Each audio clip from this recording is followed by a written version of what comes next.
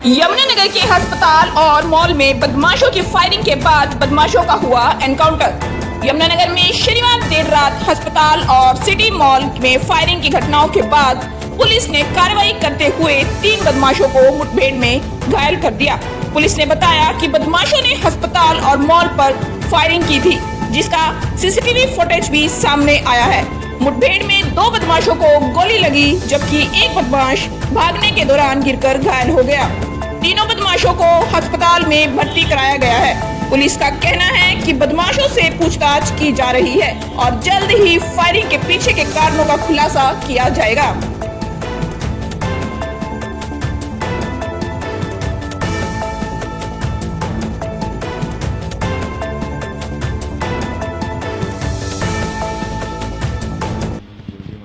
Sir क्या कुछ जानकारी देंगे क्या आप? देखिए, कल पिछली जो रात थी उस पे लगभग 10:30 बजे पहले जो डॉक्टर बरियाम सिंह है उनके हॉस्पिटल में रिसेप्शन के पास से आके 3 लड़कों ने फायरिंग की थी। लगभग 13-14 के आसपास राउंड वहाँ पे फायर किए थे और फिर उसके कुछ ही देर बाद जो स्थानीय सिटी मॉल है वहाँ पे भी 3 से 4 राउंड फायर किए गए थे। तो ये बताया गया कि 3 लड़के हैं जिन्होंने फायरिंग की है। तो उसके बाद लगातार हमारी नाकाबंदी सर्च इलाके के अंदर चल रही थी और अभी लगभग 5 बजे कासापुर के पास हमें सूचना थी कि ये तीनों लड़के उस इलाके में हैं। तो हमारी सीआईए की टीम्स ने वहाँ नाकाबंदी कर रखी थी। तो उनको पकड़ने के प्रयास में उनको रोकने का प्रयास किया तो अपराधियों ने और पुलिस की तरफ से दोनों तरफ से क्रॉस फायरिंग हुई है। लगभग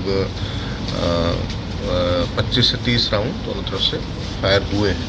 तो उस फायरिंग में जो 2 लड़के हैं 3 में से, उनमें से 2 को गोलियां लगी है लेग्स के अंदर और एक लड़का उनमें बाइक से गिरने के कारण घायल हुआ। सर तो इनको हमने तुरंत प्रभाव से स्थानीय हॉस्पिटल में भर्ती करवा दिया। उद्देश्य क्या था सर? क्या देखिए, इंटेंशन जो प्रथम दृष्टया लग रही है वो तो यही है कि फिरौती के लिए एक तरह से डर का माहौल क्रिएट करने के लिए।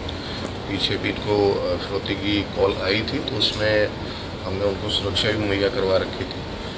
तो प्रथम दृष्टया तो वही मोटिव है। बाकी भी पूछताछ में और ज़्यादा पता किस गैंग से जुड़े हो सकते हैं सर? वो मैंने बताया कि अभी पूछताछ में ही पता लगेगा ये सारा। अभी तो हॉस्पिटलाइज है, इंजर्ड है, तो जैसे उनकी थोड़ी सी कंडीशन ठीक होती है तो हम डिटेल में उनसे पूछते हैं। सर लगभग कितने घंटे में पुलिस ने इनको दबोच लिया? देखिए, 10 बजे के आसपास की घटना है और लगभग 6-6.5 घंटे लगाइए कि इसमें हमने। देखिए, जैसे ही ये सूचना मिली थी कि ऐसे फायरिंग का इंसिडेंट हुआ, आप सबको पता है कि हमने शहर में पहले से ही नाकाबंदी जितने एग्जिट पॉइंट्स हैं वहाँ पर कर रखी।